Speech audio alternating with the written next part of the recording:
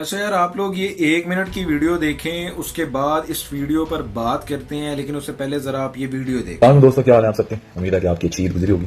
2 दिन पहले मैंने एक पोस्ट की जिसपे मैंने बाबर आजम के जो डाई हार्ट कटर प्यारे फैंस हैं उनसे माफ़ी मांगी, क्योंकि अलेक्सा तुम की माफ़ी मांग रही, मैंने मांगी।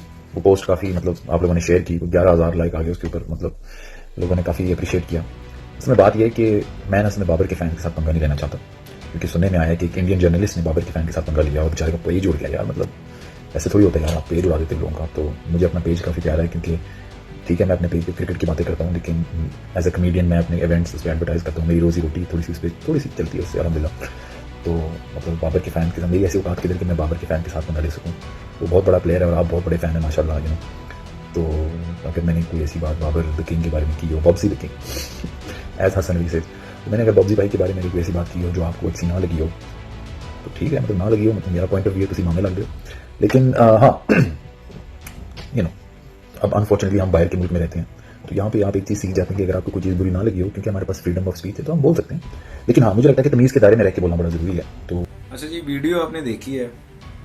अब मुझे एक बात बताएं कि अगर मैं यूं कैमरे के सामने आके ऐसी ऐसी हरकतें करना शुरू कर दूं, ऐसे करने लग जाऊं, तो आप लोग क्या कहेंगे? आप लोग कहेंगे यार क्या फजूल आदमी है, क्या बकवासियात अपने मुंह से ये निकाल रहा है। मतलब ये जो हरकतें कर रहा हूँ, मतलब क्या ये फजूल तरह की हरकतें कर रहा है, क्या फजूलियात है जो ये कर रहा है, ये कहेंगे ना आप ये मेरी इस हरकत को देख के। तो इस भाई साहब की वीडियो को देख के भी ना इसी तरह के कुछ अल्फाज हैं जो मेरे मुंह से इनके लिए, इसी तरह के शब्द हैं जो मेरे मुंह से इनके लिए निकल रहे हैं। मतलब इस भाई साहब ने अपनी इस वीडियो में बड़ा एक अनफॉर्चुनेटली भाई साहब ने एक बड़ा स्टैंड अप कॉमेडियन बनने की कोशिश की है, कॉमेडी शो करने की कोशिश की है भाई साहब ने। बाबर आजम के फैंस को डाई हार्ट फैन कह के, फिर कटर फैन कह के, फिर छपड़ी कहते कहते रुक गए, उसके बाद अलेक्सा को इन्वॉल्व करके, तो बड़ा भाई साहब ने ना एक माहौल बनाने की कोशिश की है। और फिर भाई साहब कहते हैं कि अगर मैं बाबर आजम के बारे में कुछ कहता हूँ तो ये मेरा पॉइंट ऑफ व्यू है, आप लोग मामे लगते हैं। तो भाई साहब, मामा बाबर आजम का कोई भी फैन नहीं लगता, मामा चाचा ताया बाबर आजम का कोई भी फैन नहीं लगता। सिर्फ होता ये है कि जब आप किसी पर बिला वजह या बेजा या तनकीद पे तनकीद, क्रिटिसिज्म इस तरह की अप्रोच जब आप अपनाते हैं ना, तो उसके बाद उस सेलिब्रिटी के फैंस आपकी वीडियो पर आके कुछ कमेंट्स करते हैं। कई का पारा ऊंचा होता है, थ्रेशोल्ड हाई होता है, वो उस लिहाज से कमेंट कर देता है, तो आपको बुरा लग जाता है। तो मामा चाचा ताया भतीजा ये कोई भी नहीं होता, क्योंकि हर सेलिब्रिटी के कोई ना कोई फैंस होते हैं। अगर वो क्रिकेटर से है, अगर वो क्रिकेटर है तो जाहिर बात है कोई ना कोई फैन होंगे। कोई एक्ट्रेस है, कोई एक्टर है, शोबिस से है तो कोई फैंस होंगे। कोई कॉमेडियन है तो उसके कोई ना कोई फैंस होंगे। आपने भी कहा कॉमेडियन है, पता नहीं अब आपके फैंस हैं या नहीं है, क्योंकि आपने ये कहा है कि आपने जब बाबर आजम के फैन से माफी मांगी तो आपकी वो वीडियो वायरल हुई, कोई 11,000 उस पर लाइक आ गए। तो पता नहीं पहले कोई वीडियोस पे आपके इतने लाइक शेयर्स आते हैं या नहीं आते, खैर ये तो हमें नहीं पता, लेकिन इस वीडियो पर आपके आगे। तो कहने का मतलब था कि जब आप इस तरह की बेजा तनकीद करते हैं ना, तब वो लोग आके कमेंट्स करते हैं, फिर आपको बुरा लग जाता है, क्योंकि हर सेलिब्रिटी के कोई ना कोई फैंस होते हैं। तो अभी इस भाई ने इसी वीडियो में कहा कि क्योंकि ये बाहर की कंट्री में रहते हैं तो वहाँ पे फ्रीडम ऑफ स्पीच जो है वो सबका हक है, सबको फ्रीडम ऑफ स्पीच का राइट है।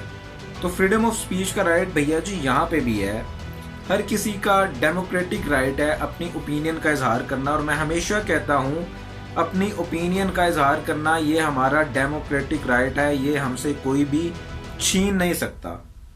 तो जब भी क्रिटिसाइज करने की सिचुएशन हो या क्रिटिसाइज करने वाला टाइम हो, तब क्रिटिसाइज करना पड़ता है ना।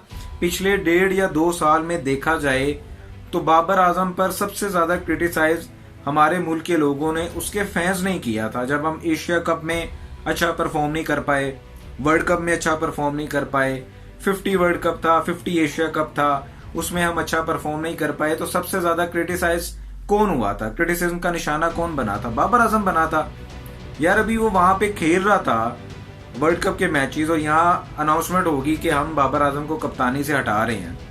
ऐसे ही हुआ था ना। फिर वो उसकी चैट लीक कर दी थी, किस तरह से उसको कप्तानी से हटाया गया था। उसकी खुद भी एज ए इंडिविजुअल कोई परफॉर्मेंस इतनी अच्छी नहीं रही थी। तो सबसे ज्यादा आई एम वन ऑफ दोस्त जिसने सबसे ज्यादा बाबर आजम को क्रिटिसाइज किया होगा अपने सोशल मीडिया पेज पे, पोस्ट पे पोस्ट, बाबर आजम ये नहीं कर रहा, बाबर आजम वो नहीं कर रहा। तब तो माहौल ऐसा बना हुआ था, बॉलर्स बॉलिंग नहीं कर रहे, बाबर आजम का कसूर है, बैटर्स बैटिंग नहीं कर रहे, बाबर आजम का कसूर है, फील्डर्स फील्डिंग नहीं कर रहे, बाबर आजम का कसूर है। तो हर तरह से हमने क्रिटिसाइज कर लिया। अब वो टाइम गुजर गया, ऐसा ही हुआ ना, अब वो टाइम गुजर गया।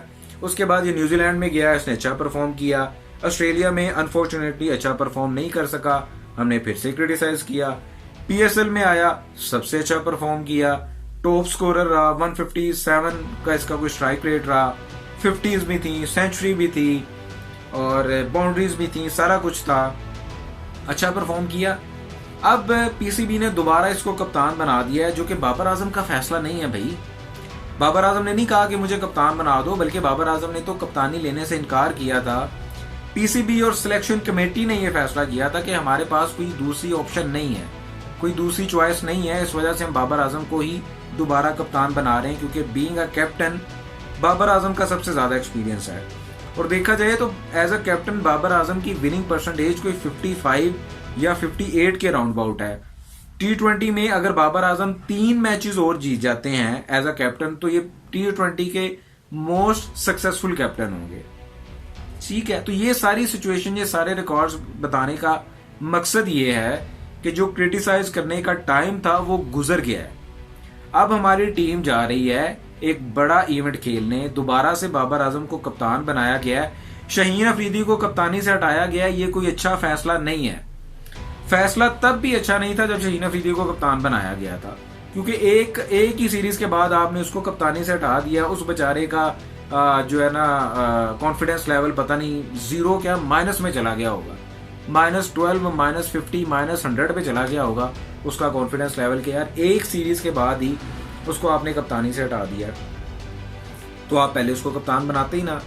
अब चूंकि बाबर आजम को दोबारा कप्तान बना दिया गया है और बाबर आजम अपनी मर्जी से नहीं बना भाई, ये पीसीबी का फैसला है, ये सिलेक्शन कमेटी का फैसला है। तो इस सिचुएशन में अब तो बाबर आजम ने कुछ नहीं ना किया, ना कोई हम कोई सीरीज आ रहे हैं, ना कोई मैच आ रहे हैं, सिर्फ एक पीएसएल हुआ है। उस पीएसएल में उसने अपना स्ट्राइक रेट भी अच्छा किया है, इनिंग्स भी खेली हैं, 50s भी की हैं, सेंचुरी भी की हैं, सब कुछ करके दिखाया है। तो भैया अब तो उसको सपोर्ट कर सकते हैं ना। अब मतलब ये क्रिटिसाइज करने का क्या मकसद है? इससे तो यही नजर आता है कि आपको उन बाकी 2 लोंडों की तरह, वो जो 2 सो कॉल्ड जर्नलिस्ट हैं, एक वो जिसका हाथी के पैर जितना मुंह है, 1 to 5 की टैंकी जितना, बड़े पराठे की इक्को बुरकी करने वाला, कई के साथ चावल खाने वाला, वो जो है भैया जी एक पता नहीं समझ गए होंगे ना आप, वो भाई साहब जिसके कान ही नहीं नजर आते हैं। तो और दूसरे वो भाई साहब जिनको हर टाइम कॉन्स्टिपेशन हुई रहती है बाबर आजम को लेके। तो उन दोनों की तरह आपने भी ये सोचा कि भैया कॉमेडी से तो कुछ इतने लाइक शाइक्स आ नहीं रहे, तो कौन सी नीश ऐसी है जो अपनाई जाए। आपने सोचा भैया जी हाँ, बाबर आजम पर तनकीद करने वाली एक नीश है, इसको पकड़ते हैं, बाबर आजम पर तनकीद करते हैं, लाइक्स लेते हैं, व्यूज लेते हैं, सब्सक्राइबर्स लेते हैं। तो फिर आपने यही सोचा, हम तो यही अंदाजा लगा सकते हैं आपकी इस बात से। तो लिहाजा रिक्वेस्ट ये है कि अब बाबर आजम दोबारा अगर कप्तान बन गया है, नए यंगस्टर जो हैं वो टीम में आए हैं, कुछ पुराने प्लेयर्स हैं उनका कमबैक हुआ है, आगे एक बड़ा इवेंट है, तो हमने सिर्फ क्या करना है, अपनी टीम को, अपने प्लेयर्स को सपोर्ट करना है कि अल्लाह करे ये आने वाले दिनों में, आने वाले सीरीज में, आने वाले इवेंट में अच्छा परफॉर्म कर सके। सिर्फ ये एक्सपेक्टेशंस फिलहाल इनसे लगाएं, इनके लिए दुआ करें। ऑब्वियसली हम एज अ क्रिकेट लवर हम क्या चाहते हैं कि हमारी टीम जीते, यही चाहते हैं ना, या तो फिर क्रिकेट देखना छोड़ दें। क्रिकेट लवर अपने आप को ना कहें, क्रिकेट फैन अपने आप को ना कहें। अगर हम फैन हैं तो हम यही चाहते हैं कि हमारी टीम जीते।